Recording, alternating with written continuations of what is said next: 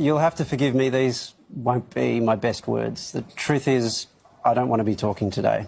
When I was asked if it's something that I wanted to do, I resisted it all day until finally I had this overwhelming sense that it was somehow my responsibility to do so, and maybe that's misguided.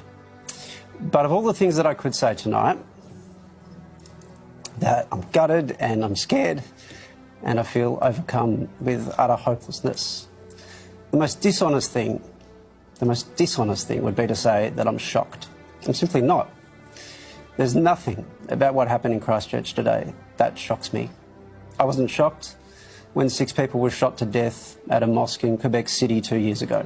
I wasn't shocked when a man drove a van into Finsbury Park Mosque in London about 6 months later. And I wasn't shocked when 11 Jews were shot dead in a Pittsburgh synagogue late last year, or when 9 Christians were killed at a church in Charleston. If we're honest, we'll know this has been coming. I went to the mosque today. I do that every Friday, just like the people in those mosques in Christchurch today. I know exactly what those moments before the shooting began would have been like. I know how quiet, how still, how introspective those people would have been before they were suddenly gunned down. How separated from the world they were feeling until the world came in and tore their lives apart. And I know that the people who did this knew well enough how profoundly defenceless their victims were in that moment. This is a congregational prayer that happens every week like clockwork. This was slaughter by appointment. And it's scary because, like millions of other Muslims, I'm going to keep attending those appointments. And it feels like fish in a barrel. But that isn't the scariest thing. The thing that scared me most was when I started reading the manifesto that one of the apparent perpetrators of this attack published. Not because it was deranged, but because it was so familiar. Let me share some quotes with you to show you what I mean. The truth is that Islam is not like any other faith. It is the religious equivalent of fascism.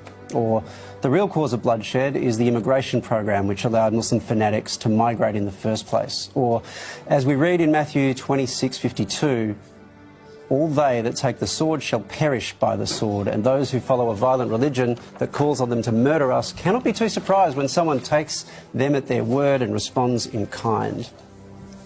How do those words sound now?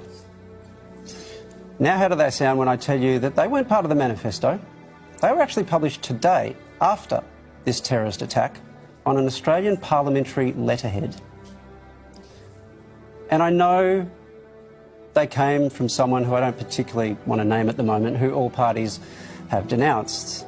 I also know that the leader of one of those parties that denounced him once described Islam as a disease Australia needs to vaccinate. And even that party is kind of on the fringes, despite some valiant attempts by our media to change that. But I also know a senior figure in our government once suggested we made a mistake as a country by letting in Lebanese Muslims in the 70s. And I know there are media reports going back 8 years of a shadow cabinet meeting in which another senior politician suggested his party should use community concerns about Muslims in Australia failing to integrate as a political strategy. That person's now the most senior politician we have. So while I appreciate the words our leaders have said today, and in particular Scott Morrison's comments and his preparedness to call this terrorism and the strength of his comments more generally, I have something to ask. Don't change your tune now because the terrorism seems to be coming from a white supremacist. If you've been talking about being tough on terrorism for years and the communities that allegedly support it, then show us how tough you are now. For mine, I'm going to say the same thing I said about 4 years ago after a horrific Islamist attack. Now we come together. Now we understand this is not a game. Terrorism doesn't choose its victims selectively.